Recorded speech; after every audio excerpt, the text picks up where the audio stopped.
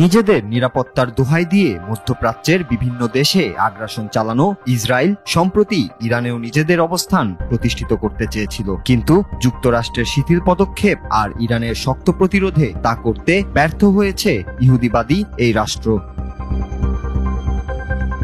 ইরানের সাথে সংঘাতময় পরিস্থিতি চলমান অবস্থায় সামাজিক মাধ্যমে একটি পোস্ট করেছেন ইসরায়েলের সাবেক উপপ্রতিরক্ষা মন্ত্রী মেইর মাসরি। সামাজিক মাধ্যম এক্সে তিনি লিখেছেন, ইরানের অভিযান শেষ হলে আমরা পাকিস্তানের পারমাণবিক কর্মসূচি ধ্বংস করার পথে এগোতে পারি। তার এই পোস্টের পর তীব্র প্রতিক্রিয়া জানায় ইসলামাবাদ। পাকিস্তানের একটি সূত্র বলছে, এর জেরে উচ্চপদস্থ সামরিক কর্তাদের নিয়ে নিরাপত্তা সংক্রান্ত একটি বৈঠক করেন পাক প্রধানমন্ত্রী শাহবাজ শরীফ। কঠোর কূটনৈতিক বার্তাও দেওয়া হয় তেল আবিবকে, যদিও ইসরায়েলকে এখনো রাষ্ট্র হিসেবে স্বীকৃতি দেয়নি পাকিস্তান।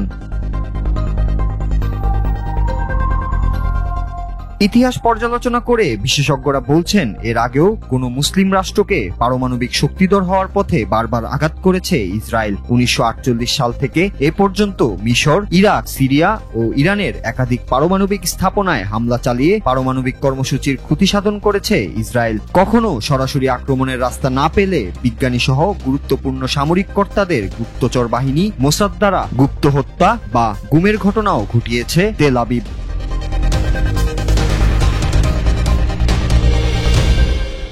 1971 সালের যুদ্ধে পরাজয়ের পর পারমাণবিক অস্ত্রের দিকে ঝুঁকে পাকিস্তান, আর তখন থেকেই তাদের পরমাণু কর্মসূচির উপর নজর রেখেছে ইসরায়েল।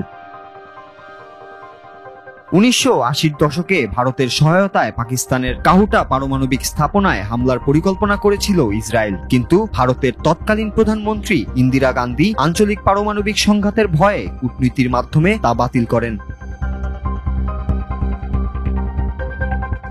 পাকিস্তানের জেনারেলদের হাতে পরমাণু অস্ত্র থাকা নিয়ে একাধিকবার উদ্বেগ প্রকাশ করেছেন ইসরায়েলের প্রধানমন্ত্রী বেঞ্জামিন নেতানিয়াহু। এর আগে তিনি হুঁশিয়ারি দিয়ে বলেছিলেন, ইরান বা পাকিস্তানের মতো দেশগুলো সন্ত্রাসবাদের সঙ্গে ঘনিষ্ঠভাবে জড়িয়ে আছে। রাষ্ট্রীয় মদতে সেখানে একের পর এক জঙ্গি সংগঠন তৈরি হচ্ছে, যেন ব্যাংকের শাখার মতো ছড়িয়ে পড়ছে তারা। তাই এই ধরনের অবিবেচক ইসলামী রাষ্ট্রগুলোর হাতে পরমাণু অস্ত্র থাকা বিশ্ব নিরাপত্তার জন্য ভয়ঙ্কর হুমকি বলেছিলেন তিনি।